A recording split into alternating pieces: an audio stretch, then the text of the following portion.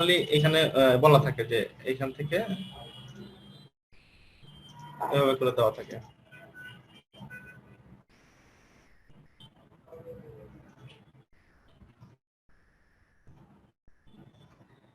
এইভাবে করে লেআউট দেওয়া থাকে যে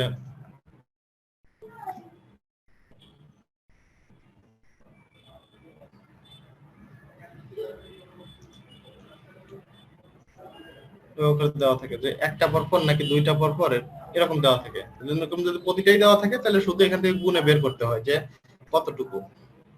যে এখানে যদি এই লাইনে যদি প্রতিটা পার্লিনেই থাকে, প্রতিটা পার্লিনে যদি থাকে এই পাশে থাকবে একটা, এখানে থাকবে দুইটা।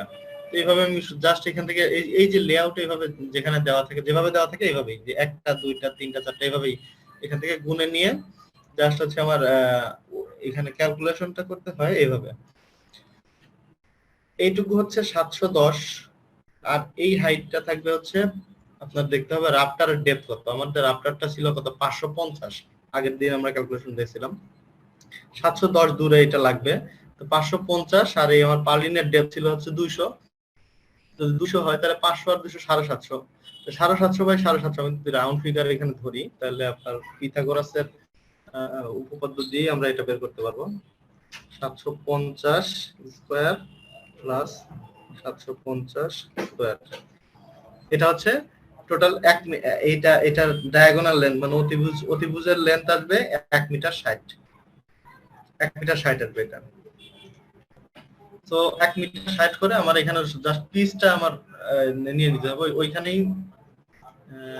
এই যে এখানেই দেওয়া থাকে যে প্লেন স্পেসের সেকশনটা কত, এল 50 50 4। তো আমি এই ঠিক এটার মতো করে আমি একটু বানিয়ে নিই যে এটা 50 50 মানে 100, তাহলে এই দুইয়ের জায়গায় হবে আমার 4, আর লেন্থ হবে কতটুকু 1060। এখানে আমার শুধু যে এই ফ্যাক্টরটা বাদ দেবে কারণ আমার এখানে এখন এখানে আসবে পিস। পিস আমি ধরেন সব মিলাই আমি 50 পিস পাইলাম, বা 50 পিস বা 100 পিস পাইলাম। টোটাল আমি এখান থেকে পিসটা গুনে এখানে পিস বসাবো, টোটাল ওয়েটটা এখান থেকে এই বের হয়ে যাবে। আমার পার্লিন স্টে অ্যাঙ্গেল এতটুকু লাগবে। High stand structural nut bolt, এইটা বের করা হচ্ছে, এটা যদি আপনার যে এখানে ডিটেল ড্রয়িং থাকে এখান থেকে তো বের করবেনই, এখান থেকে বের করতে পারবেন। যে টেবিলটা আপনাদের দেখাইছিলাম আগের ক্লাসে দেখিয়েছিলাম, যে এই টেবিল থেকে আপনার হাই স্ট্যান্ড নাট বোল্ট আপনারা বের করে নিতে পারবেন।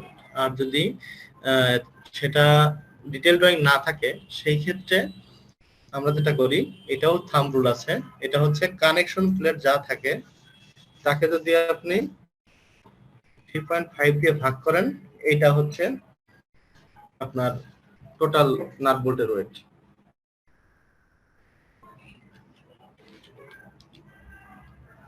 দ্যাট মিন্স হচ্ছে 28 থেকে 30% মতো আর আমরা যে কানেকশন প্লেটের যা ওয়েট তার 30% হচ্ছে এইটা আপনার নাট বোল্টের ওয়েট, টোটাল স্ট্রাকচারাল নাট বোল্ট।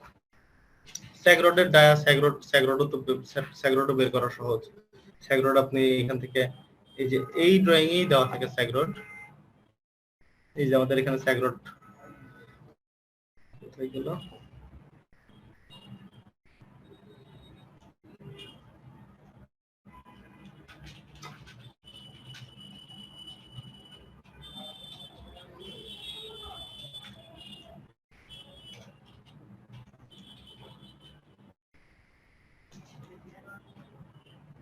এই যে স্যাগরড দেওয়া আছে। তো এখান থেকে স্যাগরড হচ্ছে স্যাগরড আমি তো আরো সহজে স্যাগরড বের করা যায়। এই যে এখান থেকে আপনি স্যাগরড বের করতে পারবেন, যে প্রতিটা বের মাঝখানে একটা করে, তাহলে টোটাল বের লেন্থ হচ্ছে 12.2 মিটার। স্যাগরড থাকবে আপনার এখানে 12, এখানে একটা দুইটা তিনটা চারটা পাঁচটা ছয়টা সাতটা, তাহলে এটা আমি সহজে বের করা দেখাই দিই। স্যাগরডের হচ্ছে 12 মিলি ডায়া, 12 মিলি ডায়া যদি হয় 12 স্কয়ার,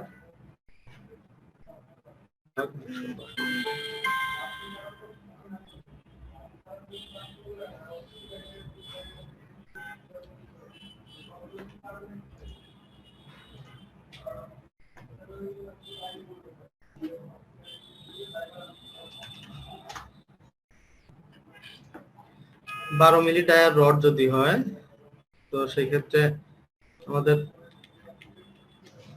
12 মিলির রডের হচ্ছে ইউনিট ওয়েট কত, পার ফিটে হচ্ছে 27 মানে 0.27। তো আমাদের 12 মিটার ছিল, 12.2 ইন্টু 3.281 ইন্টু 1.2, এটা হচ্ছে ফ্যাক্টর যে আমার ডায়াগোনালি লেন্থ প্লাস আমার হচ্ছে স্যাগ রডের কিছু ল্যাপিং আছে, ল্যাপিং এর জন্য মানে দুই পাশে দুই মাথা বের হয়ে থাকে, যার কারণে ইন্টু দিলেও আমার কয়টা এখানে গ্রিড ছিল, 1 2 3 4 5 6 7টা, এই 7, এই 7 দিলাম। 7 দেওয়ার পরে এটা এটা হচ্ছে আমার ফিটে আসছে যেহেতু 0.27, এটা আমার হচ্ছে স্যাগ রডের ওয়েট বের হয়ে গেছে,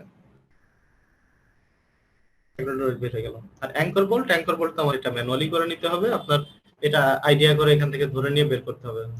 সাপোজ এখানে দিলাম আমি কিন্তু 50 কেজি, আচ্ছা আমার এখানে স্যাগ রড অ্যাঙ্কর বোল্ট এখান থেকে আমরা যে বের করলাম, বের করে দেখেছি